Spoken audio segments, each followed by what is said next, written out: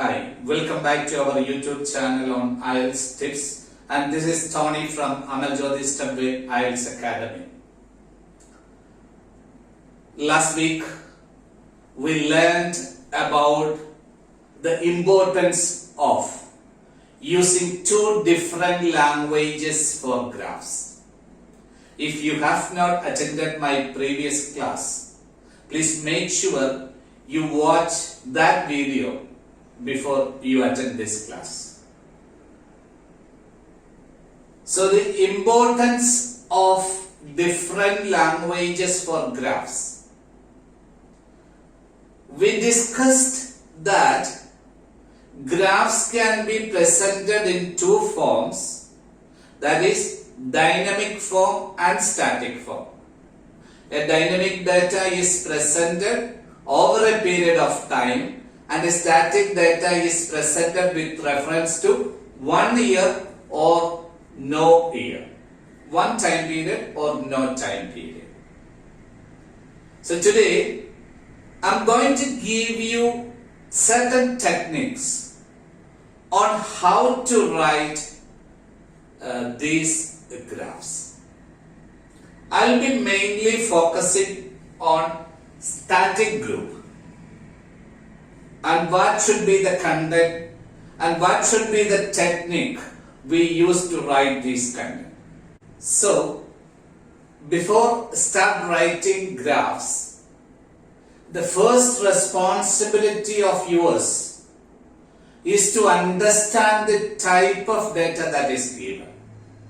Either it is static or dynamic. To identify a static data is presented in with reference to one time period or no time period, and a dynamic data is presented over a period of time. Today we will be focusing here on static data, and a static data can be presented in these three forms: table, bar and pie chart. We are going to see the content of this graph. When a question on static data is asked, what are the contents that we need to use in this graph? There is a common pattern that we all use, and I am also not going to change this pattern. And this pattern is used to make sure that your coherence, the criteria for task 1 is achieved. So, in order to have a coherence, we need to divide the paragraphs logically, and that's why we have divided the paragraphs like this. So this is a simple question, and there are different types of questions of different data can be given for a static data, and whatever the type of static data is, you need to understand or develop only one language. So if you learn this language, whatever static data is asked, you will be able to present it correctly.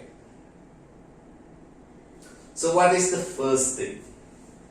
This is not the full part of the question. And in introduction, you may be asked to rephrase the question. Usually the question is given like the graph shows the percentage of population who rode bicycles in a town by age group in 2012. That is the first part of the question, first sentence. All the questions will have a common rubric. That rubric would be summarize the information, select and report the main features, and make comparisons where relevant. That will be common for all the questions, and that is the requirement of the task, and that is task achievement. You may have to meet all those requirements of the task to get a good band score. So we have the question here and we will have to write the introduction. You all know that you will have to write the introduction by paraphrasing or rephrasing the question. How a paraphrasing can be done? It's easy. You all know that you will be using synonyms to paraphrase a question. That's enough. That is one way of rephrasing. And you should not misunderstand rephrasing. It is write in your own words without changing the meaning of the sentence. So that would be easy. If you are able to find certain synonyms, you will be able to write your introduction properly. So what's a synonym? A synonym is actually not a similar word. It's a word with same meaning. Students always misunderstand that a similar word needs to be written for rephrasing. No. When you write a similar word, you will not be able to communicate the same meaning. Say for example, for teenagers. So if you take the word teenager, you may have a tendency to use the synonym young people. Can we use young people for teenagers? No. Who is a teenager? A teenager is a person who is aged between 13 and 19. So, who is a young person? A young person can be from 18 to 30 years of age. So, it will not be suitable to write young person for teenagers. Adolescent would be the right word. So, why I have told you this thing is, while you rephrase your introduction, please use a synonym which has got the same meaning. So that is one way of writing your introduction. So introduction can be, rephrasing can be done by changing the passive voice or changing the active voice to passive voice. That is also another way of doing rephrasing. You can change the word order without making any change in your grammar. So when you change the word order, there is a tendency among students to make mistakes in grammar part. Word form also can be changed to write your introduction. So introduction is easy and we all know that how to write an introduction. I'm not going to give you much on introduction part. So the next paragraph, we write the introduction and we will have to write the overview. Overview, it is always better to write the overview in a separate paragraph. Overview is actually the summary of your task. So if you are able to write a good overview, that means the examiner understands that you have understood the question clearly and you have presented it clearly without any mistake. So, in order to write an overview for a static data, what are the things that you have to include in an overview? Listen carefully. It is very important to present the key features in an overview. What are the key features? The key feature is the significant feature that you observe at a glance. So if you are able to observe certain things, certain significant things at a glance, you can add those relevant things in your overview. That's a general statement. That's a general idea for your overview. But many students find it difficult when you say that, or when you understand, or when teachers tell you that write the significant features. Many students ask me, how do we find the significant features? So I'm not good in these things. I don't have any relation to graphs or anything. I come from another discipline, so I don't know anything about finding out these significant things. In such a situation, we tell our student this technique. So to write an overview for a static data, remember it is only applicable for a static data, should not use this technique for a dynamic data, which I have said earlier.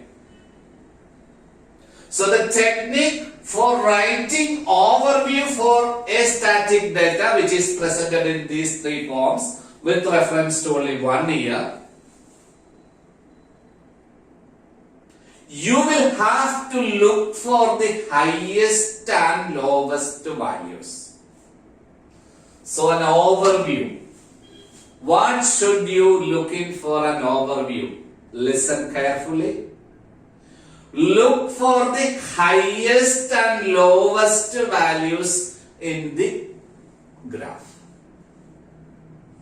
So if you take this graph, this is the same question presented in these three forms. So obviously the highest and lowest will be the same. Why I have given a same question? Just because to make you understand that if a static data is asked in any forms, you just need to use only one language. So looking for this is the percentage of population who rode bicycles in a town by age group in 2012. So this is the percentage, and this is male and female. This is the age group. Here, what you have to do for overview is to find out the highest and lowest values for female, highest and lowest values for male. That would be easy for you to identify. So if I understand the highest, if I understand that an overview should have highest and lowest values, easy. And you will find it easy to gather what is the highest value and what is the lowest value. Here, the highest value for female belongs to 0 to 9 age group. So the female who belonged to the age of 0 to 9 were more interested in riding bicycles than any other age group. So that is the highest value for female. And when you think of the male, again it is the same group. It is not necessary that it will come to the same group, but for this particular graph, it has come to the same group. If it is another group, you will have to say that particular group for male. So we got one feature for our overview. We have found out the highest value for both male and female. What is the next thing you have to find out for your overview? Find out the lowest value. Which group were less interested in riding bicycle? So as far as female is concerned, we can see that 40 to 59 for female. And for male, you can see that it is again the same group with 40 to 59. So you got it? To write an overview, go for the highest and lowest values. Is it enough? May not be enough. May not be enough. If you find any other features as significant, you can include those items. Because in certain graphs, there may be other items which are seen to be significant or important. In such a situation, you can always go for those features as well. You can write your overview in one complex sentence. That is absolutely fine. You don't have to write a second sentence. So, here, we don't find any other significant feature. Fine. To make the writing of overview, how to write an overview, to make it easy, you just need to think about the highest and lowest values for a static data. And that is enough for a static data. And make sure you don't write any values in your overview. Don't write values, the percentage, 80 or 60% in your overview. Now we will have to see what all things to be added in your body paragraphs. So students always get confused how to divide these paragraphs. So the body paragraphs are actually meant for writing the main data. You will have to present the data in your body paragraphs. That means you have to write these values. That is very important as far as your body paragraph is concerned. So in order to avoid the confusion of dividing these body paragraphs, what technique can be used for static data? So look at this graph. In the overview, we actually wrote the highest and lowest values. So, in order to write your body paragraphs, you can again use this technique. Club or join together the highest and lowest values in body paragraph 1. Then the rest of the items can be put in body paragraph 2. That is one way of dividing your body paragraphs. That is applicable for almost all types of static data. Can we use any other technique? Let us look at this graph. Here we have got male and female categories. So male is actually the blue thing. Is there any age group in which the male group, the male actually dominated the female? Are there any groups? Yes. We have got a group 10 to 19 and we have got a group 20 to 39. So in these two groups, we can see that male actually dominated females. And for the rest of the other groups, females dominated males. So is there any other division possible? Yes. We can add the groups in which males dominated. That can be written in one body paragraph. And in the next body paragraph, you can write the groups in which female dominated male. That is also another way of dividing your body paragraph, and that seems to be logical. Please understand, this division may not be applicable in all the situations. Suppose, in this graph, if females were dominating in all the groups, we will not be having males dominating in any group. So the division which I said now may not be or will not be applicable in that situation. So this is how we divide our body paragraphs.